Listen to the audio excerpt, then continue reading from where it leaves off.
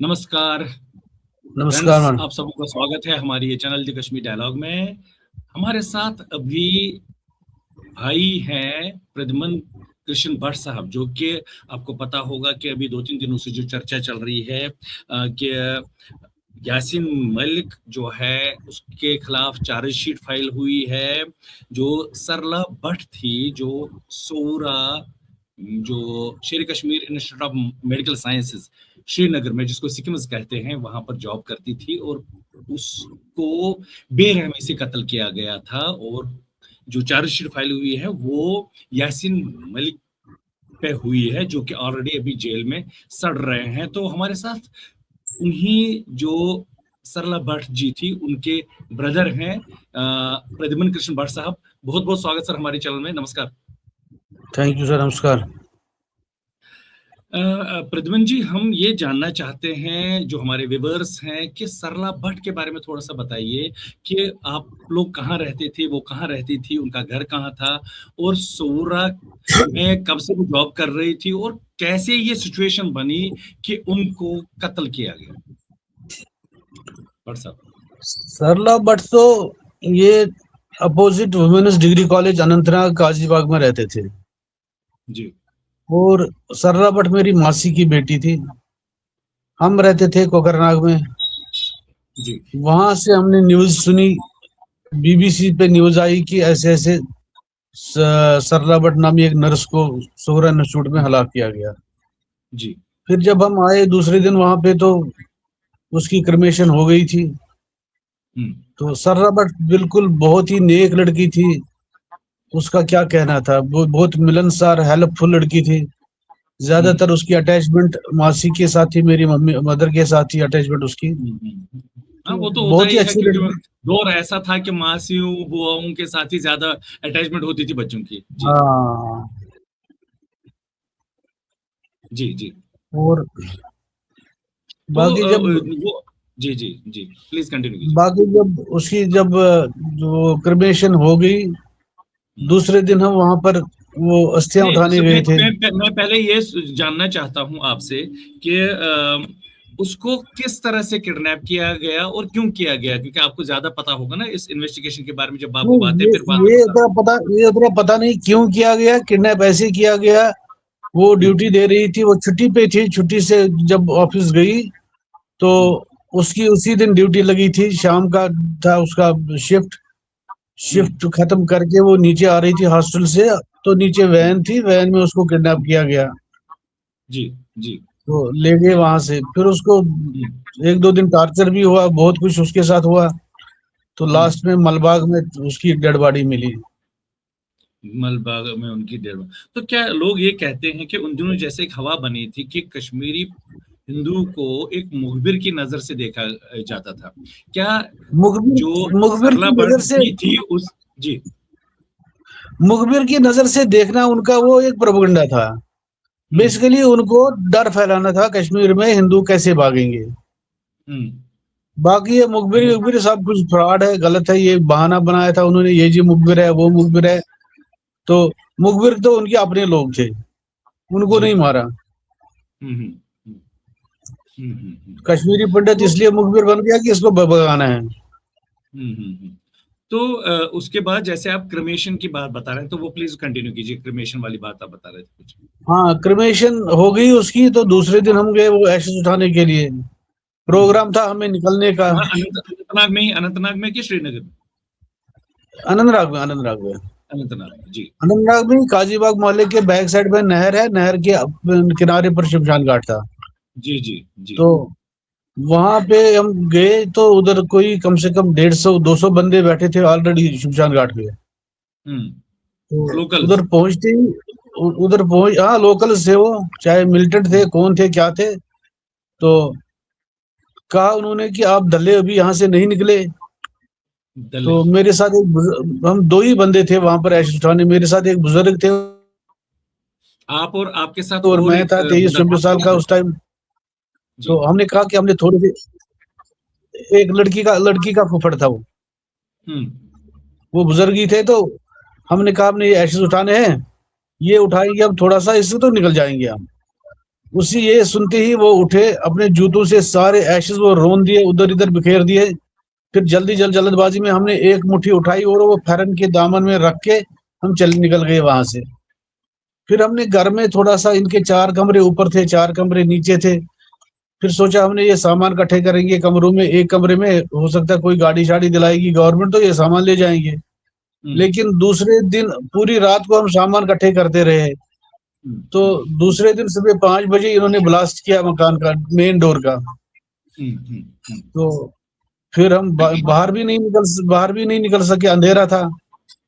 तो थोड़ी सी फिर रोशनी आ गई, सूरज निकल गया। तो फिर हमने बाहर निकलकर एक आर्मी वाले से पूछा, बाहर उधर कॉलेज के पास आर्मी वाले थे, उनको मैसेज दे दी कैसे हुआ।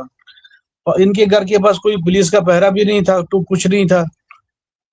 हालांकि सरकार का फर्ज बनता था उस टाइम, अगर यहाँ किसी घर में किलिंग हुई है, थ्रेट मिला है, वहां चाहिए था पुलिस होना, लेकिन पुलिस नाम का कोई चीज नहीं थी उधर।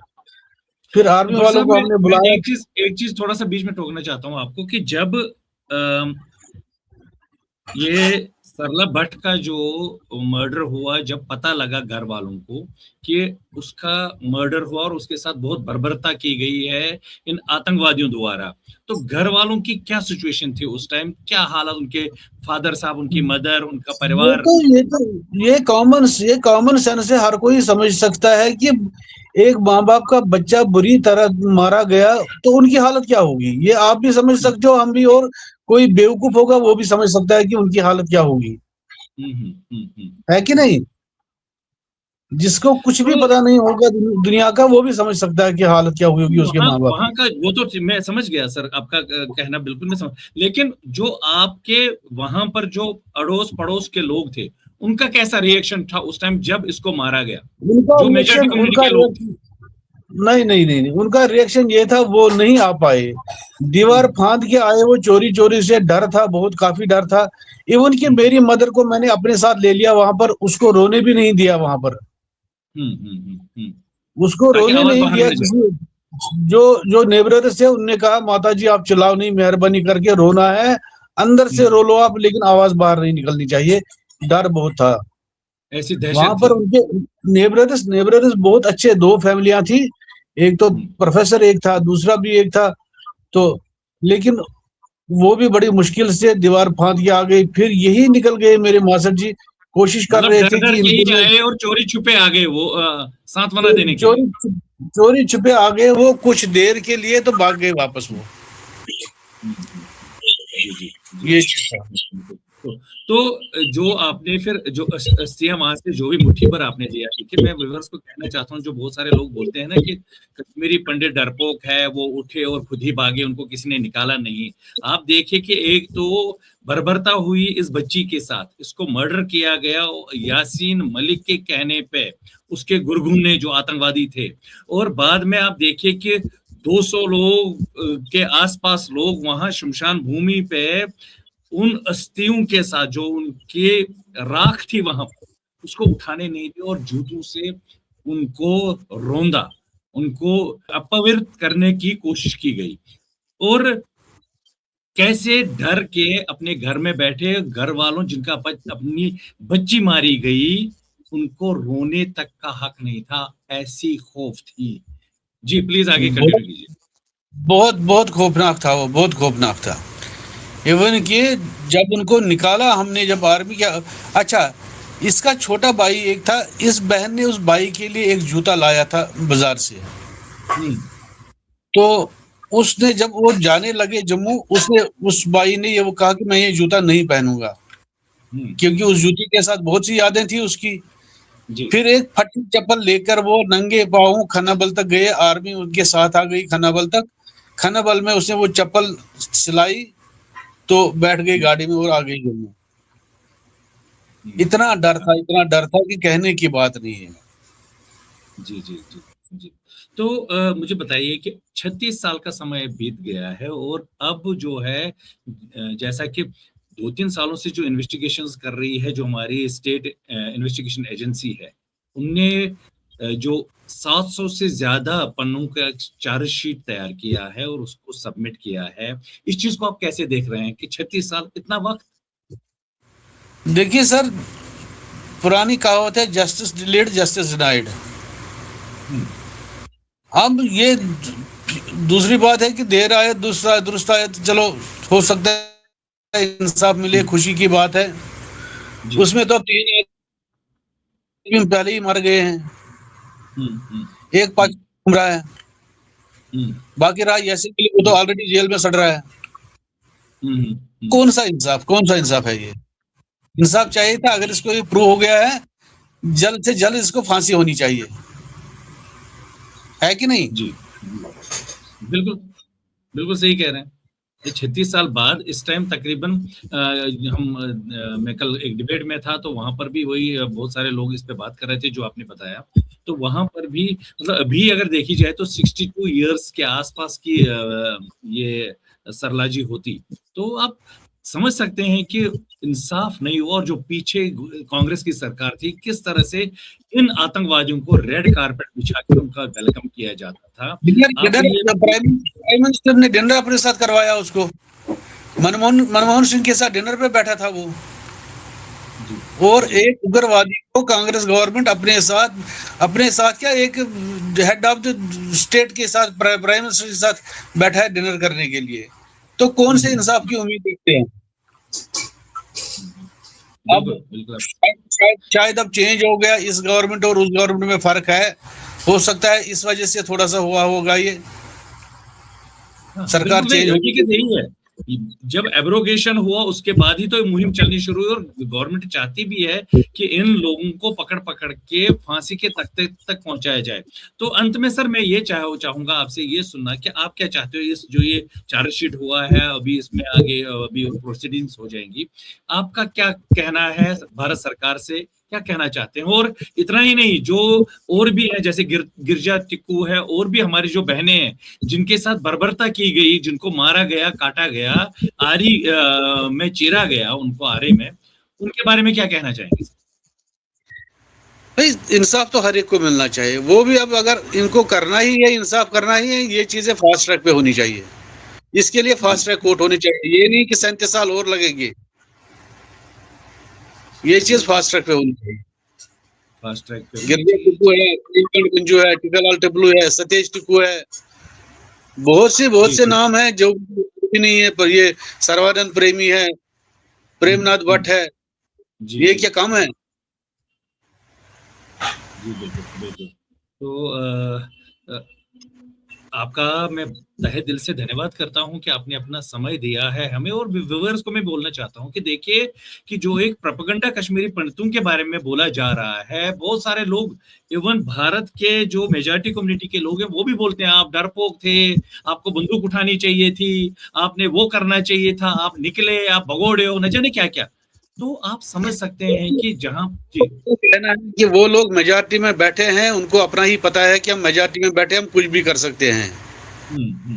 देखिए यूपी में लोग मेजॉरिटी में हैं, बाकी स्टेटों में मेजॉरिटी में लोग हैं, तो क्या कर रहे हैं वो लोग? उनके साथ जब हो जाते हैं, बड़े बड़े जुलूस निकालते हैं, हनुमान चालीसा के लिए पथरा हो रहा है उन पर, हमारी तो बात ही वो मामूली से नहीं, सिंपल सी यात्रा कोई निकालते हैं तो सिक्योरिटी पहले भेजनी पड़ती है वहां मेजॉरिटी एरियाज में भी, तो आप समझ सकते हैं। जी।